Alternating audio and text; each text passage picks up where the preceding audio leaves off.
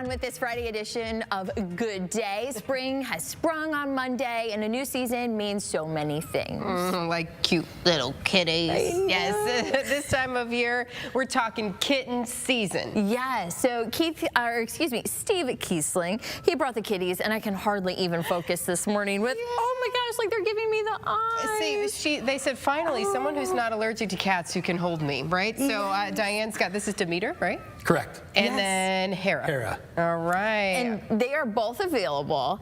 And I love Demeter already. One, I think it's the eyes. But two, the markings here. You just automatically know where you need to pet because it's like right in between the ears and you just go down. Perfect. And it's like, look at that. Perfect. Right, yeah. You just come with that user manual already. Very sweet. I don't even have to talk. You're selling it yourself. We may have a taker here. So obviously it is kitten season. So they're just really kind of everywhere. It's officially kitten season, but we've been getting in kittens since January. For a while. We probably have, and we have probably 20 some odd, and for an organization that only can handle 40, 50 cats in any given time. Lot, yeah. And they're in a range in age from these guys who are about 7 weeks old, so they're still with mom with us. Okay. To we have some that litter that was born on Monday. Oh my goodness. Yeah. So yeah, kittens galore. And how do you go about caring for them when they're so small? I think it depends on the situation. We have a group of 3-week-olds that are with fosters. The ones that are with mom, we do our level best to keep them with mom. Mom always knows best, so we'll keep them with mom. But if they're able to eat hard food on their own or eat on their own and use the litter box on their own, they can stay with us. But it's always great to have them in foster care because the enrichment and the interaction with people, they tend to be a lot easier to adopt, and in the long run, they're far more social cats. Right, absolutely. And if somebody's looking to, you know, oh my gosh, get these eyes when they go home. Talk about the process as far as even the medical. Oh, he's staring at you. I know. But let's talk about the medical side as far as, you know, vaccine shots, spay and neuter, even at this age. What's that timeline look like? So they can get vaccinated at about 6 weeks old. So they get their first vaccine, then they get a vaccine another 3 weeks later. We will test them for feline leukemia. Once they're old enough to be spayed or neutered, at minimum 8 weeks and 2 pounds, they will be spayed or neutered, and they will be microchipped. They can't get a rabies vaccine until I believe 12 to 16 weeks. So if we still have them, we will provide that.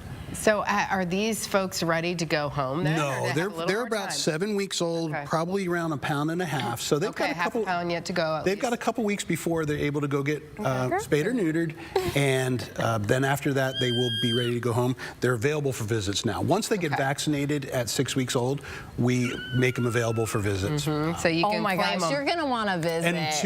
And two of this litter are already claimed. Okay, and you kind of want to keep them in pairs, don't you? Isn't that fun? You know what? It makes it a lot easier, especially if you're out of the home a lot. They entertain each other so that at 4 in the morning they're not waking you up, tapping you and saying it's time to play. And honestly, 2 cats compared to 1 cat, it's really not much difference in care. Sure, yeah, just a litter box is there, you know, just maybe a little bit more food, right? Yeah, and the built-in friend. Oh, I am falling in love. Okay, so you have to do the visit, obviously. Like, you have to look at his eyes. I'm taking this as an official visit. This is a great visit, Diane. It's a great visit. Could be successful. Yeah. If people can't adopt, how can they still help you out during this time? So we do know people who aren't able to adopt but love animals, and so fostering is a great thing. They can have them for a few weeks. You can decide when you're able to do the fostering, but obviously there's volunteering in-house. We have several people who will volunteer just to provide enrichment, so they can get that fixed. Maybe they have someone in their home like you who's allergic, but they really love the animals. Right. And there's also the financial contributions and in-kind contributions from our wish list. And so probably in that order right now, it's foster, volunteer, money, right, because they need some stuff.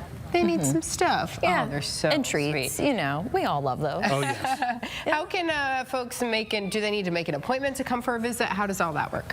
We do prefer appointments just so we can provide you the extra time that you may need, but we also accept walk-ins, and if we have the staffing and the rooms available, we'll certainly bring you in to see whomever you want. Diane. Oh, I know, I can't even focus. When we had puppies in here, I can't focus. Now we got kitties in here. Super quiet and sweet. Yeah, he was talking a little bit. Gazing. That is happening. He is gazing. I wish you got to gaze at the camera. Oh, you but gotta show he's got only eyes for you there, Diane. Oh, too kind. Very sweet. So lots of options here for people to take home some kittens. Yeah. And so get connected with you guys and and claim somebody. if we don't have a kitten that suits you right now, just wait.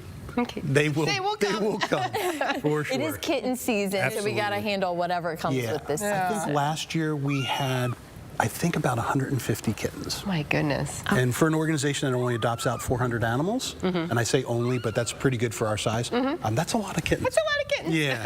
You got your hands full, that's for sure. But Diane's here to help today, so that's Yep. Right. Me and Demetrius were hanging out. We got to find you a forever Very good, Steve. Thank you so much. My pleasure, as always. Appreciate it. Yes. Well, while we know it is kitten season, we have to recognize some folks who are just puppy people. And when we get a furry friend in your life, what you name that animal can be super important. So what are the top puppy names of 2023? A pet insurance company looked at 800,000 pets it insures and came up with this list. Luna is at the top of the list for Not names this year. Demetrius? No.